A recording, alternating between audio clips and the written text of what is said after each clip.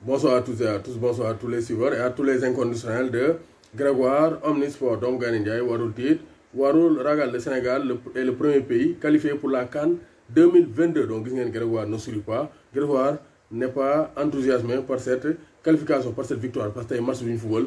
Donc vraiment, c'est pas un match rassurant pour une équipe qui est la première nation africaine au classement FIFA. Vraiment, c'est pas rassurant, mais quand même félicitations à tous les Lions qui sont sacrifiés, qui ont sué pour qualifier le Sénégal. Félicitations aussi à tous les supporters et à tout le staff, notamment l'entraîneur Aliou Cissé. Mais vraiment, le peuple sénégalais n'est pas content du jeu développé par le football sénégalais. On n'a pas dit que le ballon doit être toujours sur les pieds sénégalais. On ne doit pas avoir toujours 80% de possession, mais quand même il y a le minimum.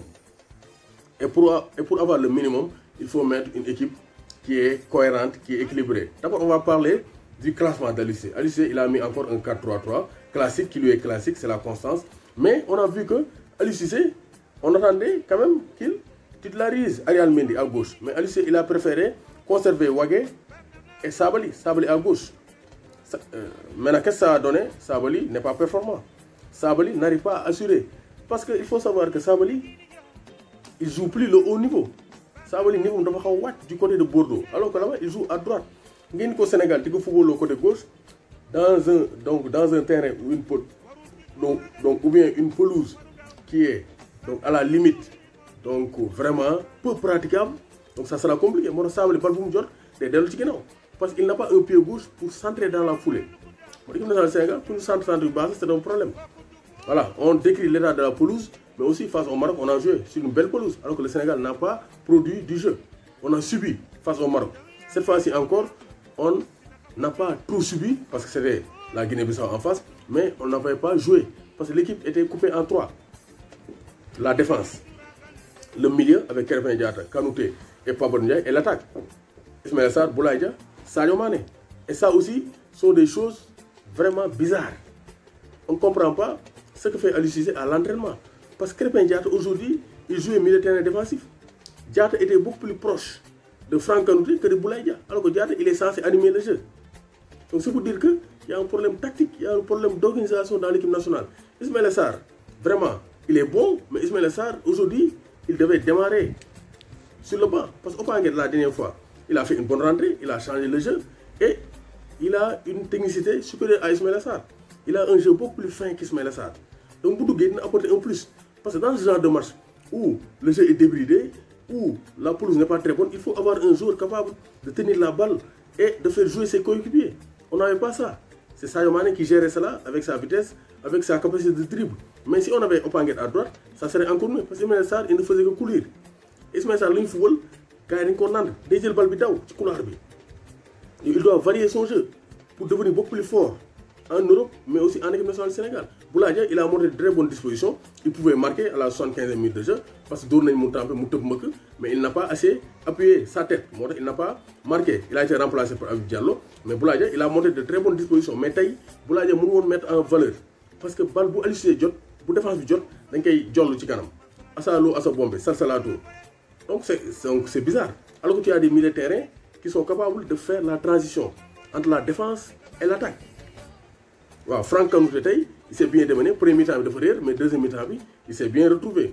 Et il me rappelle Xabi Alonso avec ses longues transversales, très précis. Donc il a une bonne qualité donc, de balle au pied. Donc passe mon Aïnachi. Donc beaucoup Aliou Cissé m'a confiance. Donc il peut devenir un très grand joueur, notre Xabi Alonso. Mais il y a beaucoup de choses à rectifier. Parce que ce football est bas. Il n'y a pas de transition entre le milieu, la défense et l'attaque. Krépin Diatta, il ne fait que défendre. Tacler, il est agressif. Alors Krépin Diatta, il est censé animer le jeu. Mais le salut est venu de l'international sénégalais. Sadio Mané,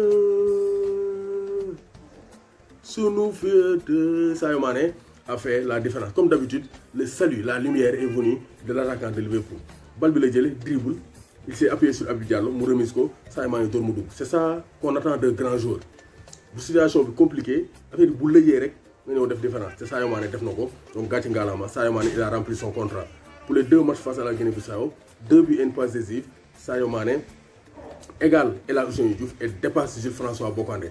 Sadio Mané va vers Mamadou Niang, 23 buts et pourquoi pas dépasser Henri Camara avec ses 29 buts en équipe nationale du Sénégal beneen joueur bi nga xamante il a brillé c'est Edouard Mendy. Et Mendy mii bi Mendy ku ko am loo di wax bi Mendy saay Mendy deuxième mi-temps corner de la Guinée-Bissau waaye tëgg centre bi le défenseur donc met une tête imparable mais sans Mendy le Sénégal aurait encaissé mais Mendy dafa naaw jëli bal bi Mendy c'est le très haut niveau day naaw day jàpp sax ceeli ci kaw porte-lampe bi ci fiilu porte-lampe bi parce que Mendy il a une bonne détente il est concentré sur sa ligne ku weddi laaj Rashford ku weddi laaj waa SCC bi donc avec Mendy le Sénégal a un gardien de très haut niveau Mendy et Sadio Mané les sauveurs de l'équipe nationale du Sénégal.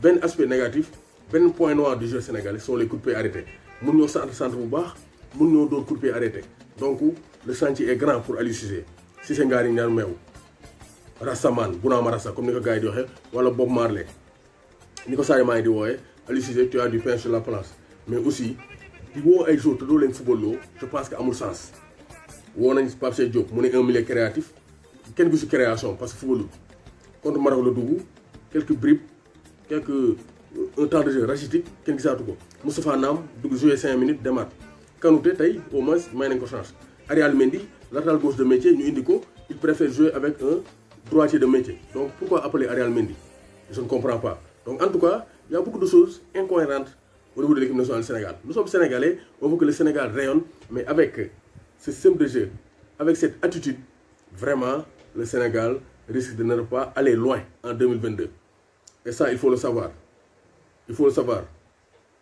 lii ñuy football nii koo indi muy seetaan équipe nationale Sénégal nga ne ko équipe bi mooy première nation africaine du ko gëm l'état de la pelouse certes mais face au Maroc on joue sur une bonne pelouse mais on n'a rien montré là-bas c'est le problème de jeu de choix tactique d'Aliou Cissé Cissé il faut que vraiment yokk tere doolu ñeex vraiment lépp kenn mënu ko wax mais doy na waar en tout cas Sadio Mané Mendy c'est le très haut niveau Edouard Mendy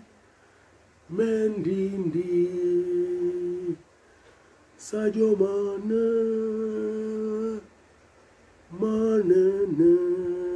le Sénégal va jouer sa 16e phase finale de Coupe d'Afrique des Nations au Cameroun en 2022